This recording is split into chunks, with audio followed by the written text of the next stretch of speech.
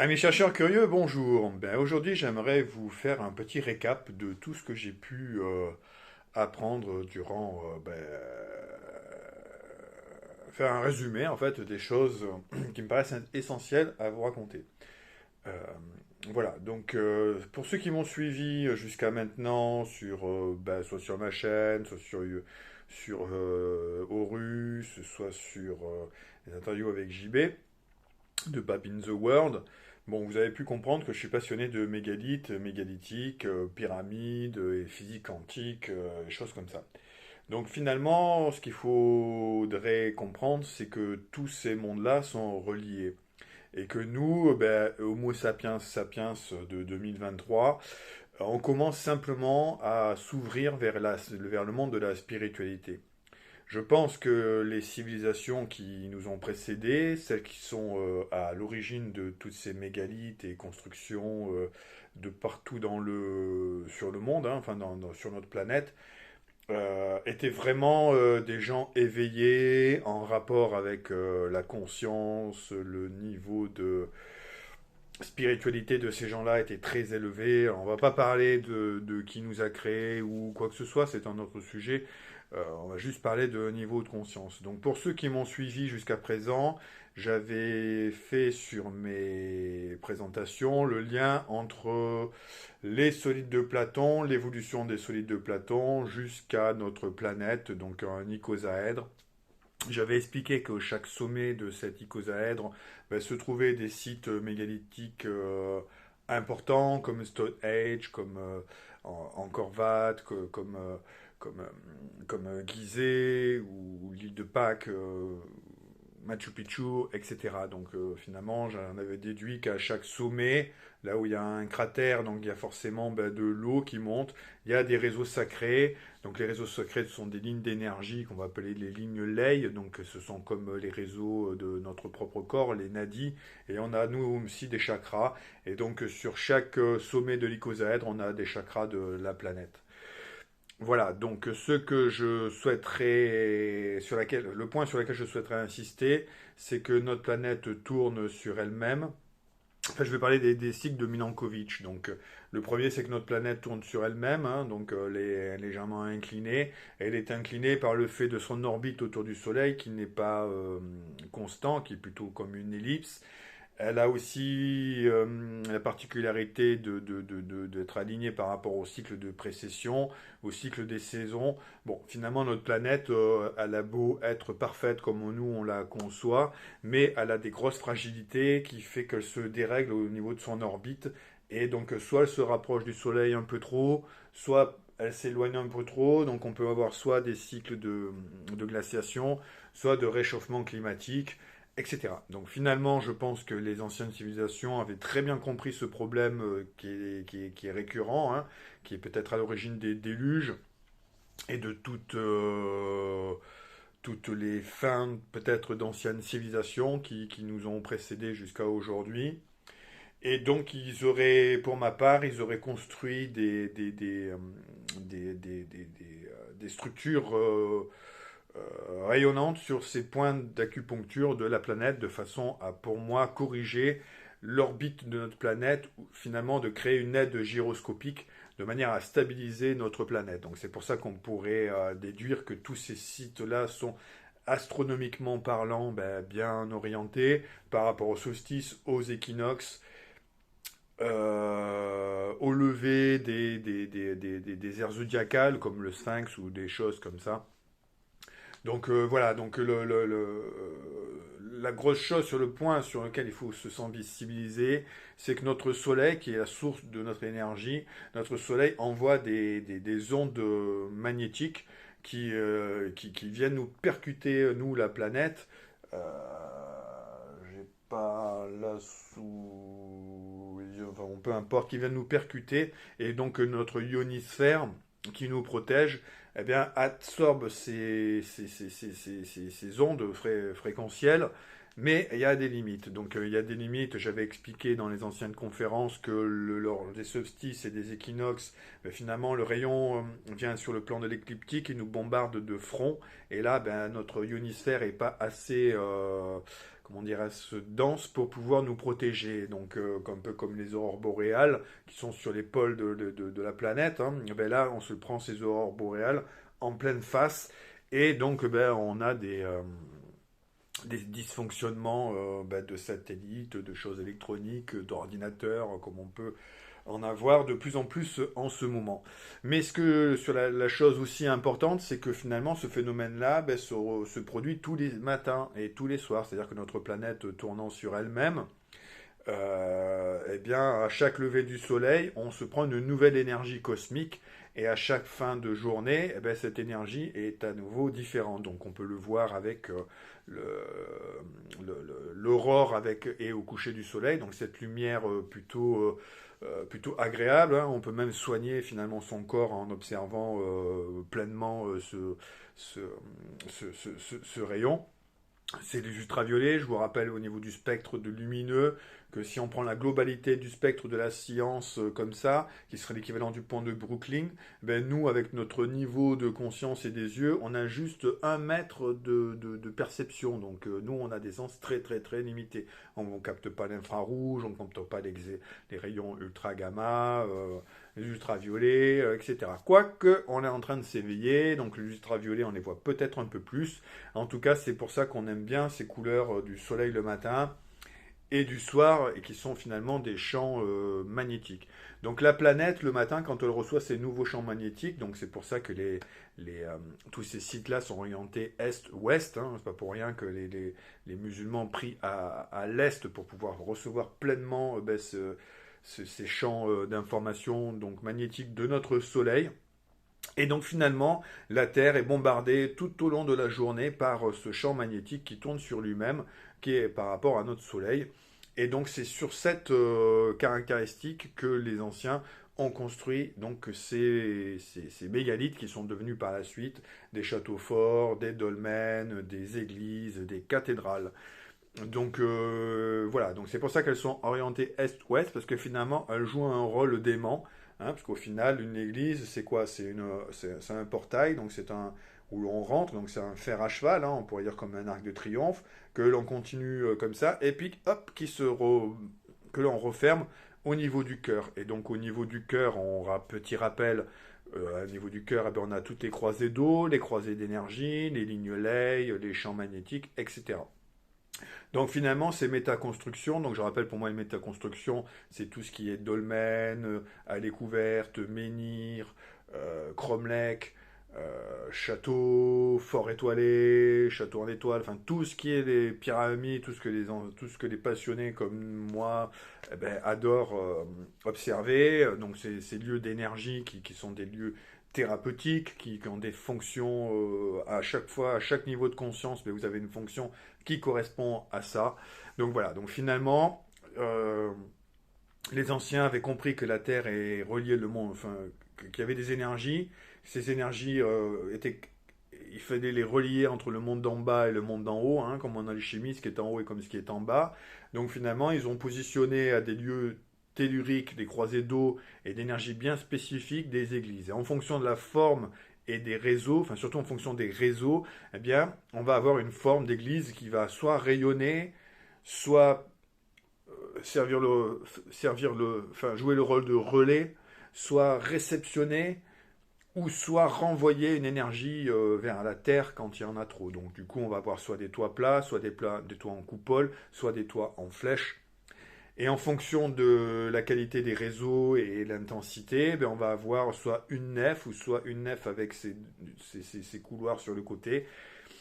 Finalement, c'est comme les temples égyptiens ou les temples grecs. Ils sont basés sur des formes géométriques sacrées qui sont enfin, qui sont liées au nombre d'or, hein, phi, donc 1 plus racine de 5 sur 2, hein, donc cette constante qui fait notre identité en tant qu'humain, cette proportion divine qui fait, je vous le rappelle, par exemple, notre nombril est à 1,618 de la largeur, enfin, de la longueur totale de notre corps.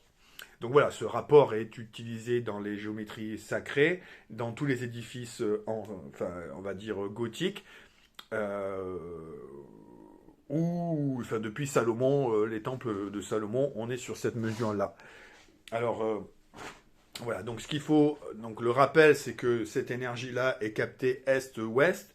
Finalement, ces églises sont des fers à cheval qui se prolongent et qui sont finalement des gros aimants. Donc ces gros aimants sont tous sur des lignes longitudinales de la planète. Donc on peut en déduire que finalement, ben, à chaque niveau de strate, eh bien, on a une ligne horizontale. Donc cet aimant, ben, finalement, apporte une aide gyroscopique et du coup stabilise notre planète, hein, pour éviter qu'elle oscille un peu trop. On sait qu'elle se décale tous les cycles zodiacales, mais qu'au bout d'un moment, quand elle est trop inclinée, eh ben, elle fait l'effet de toupie et donc on peut même avoir un dérèglement de pôle magnétique. Donc voilà, donc je pense que les anciennes civilisations ont subi déjà des dérèglements magnétiques. Je pense aux Atlantes, je pense à Mu, je pense à toutes ces anciennes civilisations. Et les survivants ont essayé de stabiliser la planète. Et donc nous, on a récupéré ces anciennes constructions. Donc finalement, on a un peu perdu ce savoir-là, quoique je me demande si les sociétés par exemple franc-maçonnique ou etc., ne seraient pas gardiennes de cette science-là, mais au lieu de le profiter pour l'humanité, ben, finalement ils se le gardent pour eux, et donc la gnose est devenue le gnostisme, et du coup les riches sont devenus des capitalistes, et la soif du pouvoir fait que finalement toutes ces mégalithes, etc., ils s'en foutent, parce que la seule chose qui leur intéresse, c'est le pognon et le pouvoir. Mais nous qui sommes des humains avec cette envie de pouvoir grandir dans notre choix d'âme, de nous développer, d'être en accord, en conscience avec les règles, les lois de l'univers, et bien on s'intéresse à toutes ces méga constructions. Et au final, on pourrait se rendre compte que ces édifices-là sont des lieux énergétiques dans lesquels on peut venir se ressourcer, on peut venir boire ces eaux miraculeuses qui sont souvent à l'aplomb de ces édifices-là, nous soigner spirituellement et aider aussi en conscience le plan de notre planète Terre, parce qu'on a notre âme, certes, à nourrir, mais aussi on fait partie d'un plan d'ensemble, d'un univers connecté, et tout est fractal dans cet univers. On voit aujourd'hui la physique quantique, les astronomes, le nouveau satellite James Webb qui est parti là et qui est en train de bouleverser toutes nos théories, puisqu'a priori le Big Bang ne serait pas ce que l'on croit, il ne serait pas à 13,8 milliards d'années, il serait peut-être beaucoup plus vieux, voire nettement plus vieux, puisqu'on découvre des galaxies qui étaient déjà formées au-delà de ce qu'on pouvait espérer. Donc aujourd'hui, vous l'aurez bien compris, à l'aube de l'ère du Verseau, donc cette terre où on verse les eaux, la connaissance diffuse, et donc nous avons juste à boire cette information-là, puisque finalement la vie c'est l'eau, hein, H2O. La molécule de l'eau a cette particularité d'être à la fois positive et négative, donc c'est pour ça qu'elle est à la fois liant et à la fois elle peut dissoudre les éléments. En physique quantique, ce qu'il faudrait peut-être admettre, c'est que nous sommes qu'un condensé d'informations dans un corps rempli d'eau, et donc toute cette eau en fait est scindée par une énergie qui va faire qu'on va condenser les atomes, et donc on va être ce que l'on est, donc finalement un âme dans un véhicule qui est notre corps humain. Voilà, donc rappel, ce que je voulais faire comprendre, c'est que la planète tourne autour du Soleil, que tous les jours elle est bombardée par ce champ d'information. Ce champ d'information rentre dans ses métamachines par l'Est et du coup engendre une énergie propre qui va faire un réseau mégalithique, un réseau interconnecté qui va absorber les champs d'information quand ils sont trop puissants, les jours d'équinoxe ou de solstice, et qui va au contraire renforcer la ionosphère de la planète et l'équilibre magnétique de notre Terre, de façon à ce que nous, terriens, on puisse vivre en âme et conscience. Donc tout ce message-là pour vous dire et faire une synthèse de tout ça, c'est que aimez-vous, augmentez en conscience, c'est-à-dire informez-vous de ce qui se passe autour de vous, allez dans les salons du bien-être, regardez les conférences, essayez de développer vos sens. Euh, Moi, je suis bioénergéticien et géobiologue, j'ai rien de plus que d'autres humains, c'est juste que je crois simplement à la force de l'univers, je me connecte avec cette énergie-là, je suis l'énergie de l'univers et nous sommes tous cette énergie fractale, et nous sommes tous reliés les uns et les autres par les lois fondamentales de l'univers. Donc c'est bien pour ça que tous ces sites mégalithiques sont à des proportions constantes et tous les chercheurs curieux vont pouvoir démontrer que tel édifice est à tel édifice de celui-ci par rapport à celui-ci et par rapport à celui-là, parce que tout ça, c'est des ondes fractales qui peuvent être concentriques, cubiques, hexagonales, en fonction de la structure on va dire de la matrice.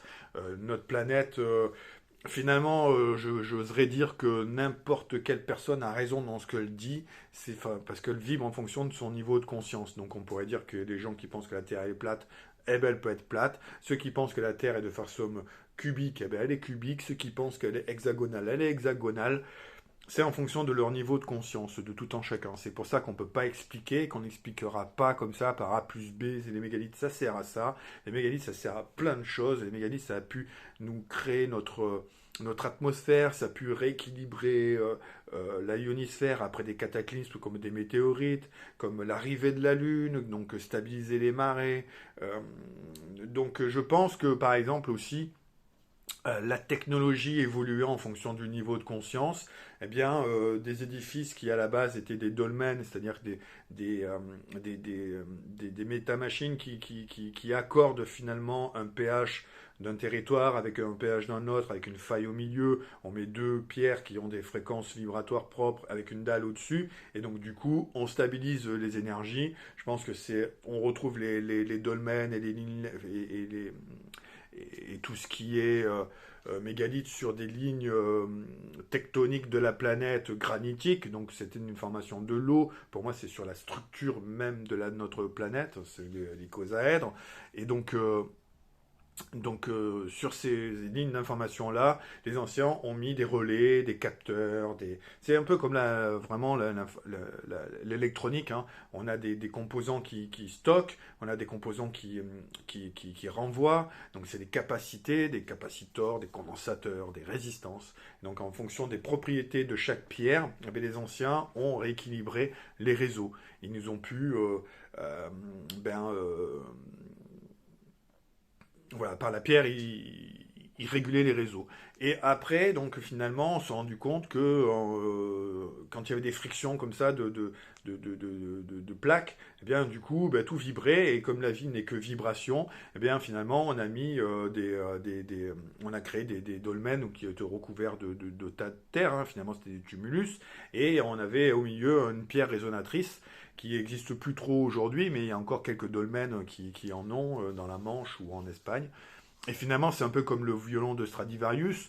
Eh ben, Monsieur Stradivarius, pourquoi ce violon sonné? Eh ben, c'est parce que justement, la petite pièce qui faisait le lien entre le monde d'en haut et le monde d'en bas, ben, finalement, vous savez comment elle s'appelait? Elle s'appelait l'âme. Donc c'est pas pour rien. Donc ce petit résonateur est là qui fait le lien entre les deux univers et qui fait que ça l'édifice vibrait, résonnait. Et c'est en ça qu'on pouvait venir se soigner. Donc à l'époque des Romains, par exemple, eh bien, ces églises, elles étaient totalement noires et elles servaient vraiment d'aimants. Voilà, et donc on rentrait là-dedans, et puis donc du coup, c'était le prêtre qui réceptionnait l'énergie avec son sceptre, son chapeau en pointe, etc. et chargeait les énergies, puis plus tard, ces énergies étaient chargées, étaient données dans l'hostie. Et puis finalement, un jour, la technologie évoluant, ben, qu'est-ce qu'on a fait? Eh ben, on a fait des cathédrales. Et les cathédrales, ben, la grosse particularité, ce monde gothique, c'est qu'on a pu ouvrir les structures et finalement la chambre de résonance, eh bien, elle n'était pas faite par la structure même de l'édifice, mais elle était faite par l'orgue. L'orgue, c'est vraiment l'instrument qui vibre le plus dans le bas du spectre et dans le haut du spectre. Hein. C'est des fréquences qui vont très très très basses que l'oreille de l'être humain n'entend pas, mais par contre va percevoir. Hein. On va avoir notre pantalon qui va vibrer et on va montrer dans les ultrasons et du coup on va avoir notre esprit ou nos poils qui vont s'iriser pour capter ces fréquences-là. Et donc c'est vraiment l'orgue qui est la clé des cathédrales et c'est grâce à cette musicalité, cette vibration-là, que finalement ces métaconstructions ont pu devenir des édifices thérapeutiques grâce au son amplifié par la structure même de la masse de l'énergie sur des réseaux telluriques. Voilà, ça fait 20 minutes que je vous parle. J'espère que ce petit résumé vous aura apporter quelques informations, vous éclairer la masse, mais voilà, donc notre soleil, le papa, notre grand-papa, la mère, la Pachamama, notre maman, il faut se les relier, et malheureusement, c'est relié par ces ondes d'explosion d'informations, et donc il fallait bien canaliser quelque chose, et c'est pour ça que les anciens ont créé tout ce réseau de mégalithes, de façon à absorber ces montées de fréquences de manière à stabiliser notre planète. Merci à vous, je vous souhaite que du bonheur, dans l'amour et la joie. À plus, ciao ciao.